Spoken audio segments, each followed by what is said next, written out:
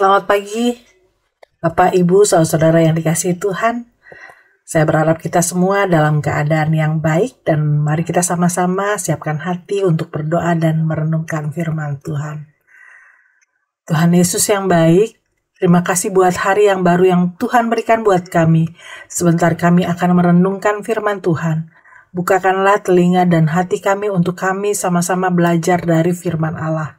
Kuduskanlah dan urapi kami, sembunyikan kami semua di balik kuasa salib-Mu. Biarlah firman-Mu boleh tertanam dan menjadi rema bagi kami semua. Terima kasih Tuhan. Di dalam nama Tuhan Yesus Kristus kami sudah berdoa. Haleluya. Amin. Bertekun. Hari ini kita akan sama-sama merenungkan satu ayat di dalam Kisah Para Rasul 2 ayat 42. Berkata, mereka bertekun dalam pengajaran rasul-rasul dan dalam persekutuan, dan mereka selalu berkumpul untuk memecahkan roti dan berdoa.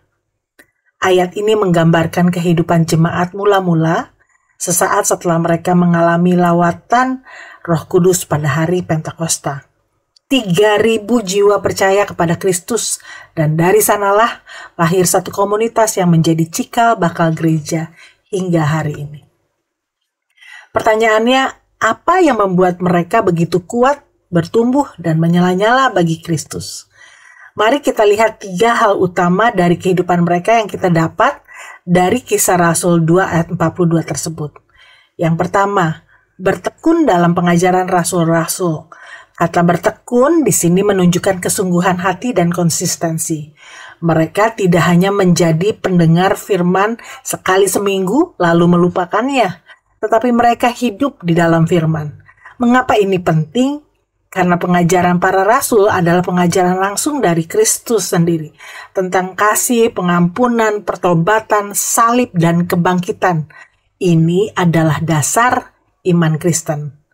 Bukan menjadi pencari firman yang menyenangkan telinga saja, tetapi jemaat mula-mula justru menjadikan kebenaran Injil sebagai dasar hidup, meski itu menantang atau menyakitkan daging. Pertanyaan untuk kita, apakah kita masih bertekun di dalam firman? Apakah Alkitab menjadi makanan rohani harian kita? Atau hanya dibuka pada saat ibadah? Yang kedua, hidup dalam persekutuan. Setelah bertekun dalam pengajaran, mereka juga bersekutu, berkumpul, berbagi hidup sehati sepikir. Ini bukan sekedar kumpul-kumpul atau acara sosial. Ini adalah komunitas rohani yang saling menopang dan menguatkan di dalam Kristus. Persekutuan yang sejati tidak hanya terjadi karena kehadiran fisik, tetapi karena kesatuan hati dalam Kristus. Mereka saling mendoakan, saling melayani, dan saling mengingatkan akan kasih Tuhan. Di tengah dunia yang semakin individualistis, gereja harus kembali menjadi tempat yang hidup dan hangat, di mana kasih Tuhan nyata di antara umatnya.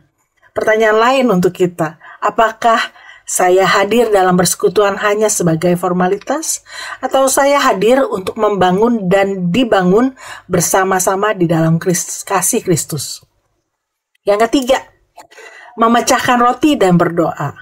Memecahkan roti merujuk pada perjamuan kudus, tapi juga makan bersama sebagai lambang kasih dan kesatuan. Jemaat mula-mula mengerti bahwa Kristus adalah pusat dari pertemuan mereka. Selain itu, mereka berdoa bersama. Doa bukan hanya rutinitas, tetapi menjadi nafas kehidupan rohani mereka. Mereka tahu tanpa Tuhan, mereka tidak bisa melakukan apa-apa. Jadi, gereja yang kuat adalah gereja yang berdoa. Keluarga yang bersatu adalah keluarga yang berdoa. Dan pribadi yang bertumbuh adalah pribadi yang terus-menerus membangun hubungan dengan Allah melalui doa. Seperti jemaat mula-mula, kita dipanggil untuk hidup dalam ketekunan, kesatuan, dan kebenaran Injil. Mari kita kembali menaruh hati untuk terus belajar, bertumbuh, dan saling membangun dalam Kristus. Karena Injil bukan hanya untuk diketahui, tetapi untuk dihidupi bersama. Demikian renungan firman Tuhan pada pagi ini. Tuhan Yesus memberkati kita semua. Mari kita sama-sama berdoa. Tuhan Yesus yang baik, terima kasih untuk firman-Mu hari ini. Ajari kami untuk bertekun dalam pengajaran-Mu, hidup dalam persekutuan yang sehati, dan membangun kehidupan doa yang sungguh-sungguh. Kami rindu menjadi jemaat yang menyenangkan hati-Mu dan membawa terang Kristus kemanapun kami pergi. Mampukan kami hidup selalu setia dan bersemangat dalam melakukan peran kami sebagai satu tubuh Kristus. Berkati kami dan jadikan kami berkat dimanapun kami berada. Terima kasih Tuhan. Di dalam nama Tuhan Yesus Kristus kami sudah berdoa. Amin. Selamat pagi, tetap setia dan semangat berkarya. Tuhan Yesus memberkati.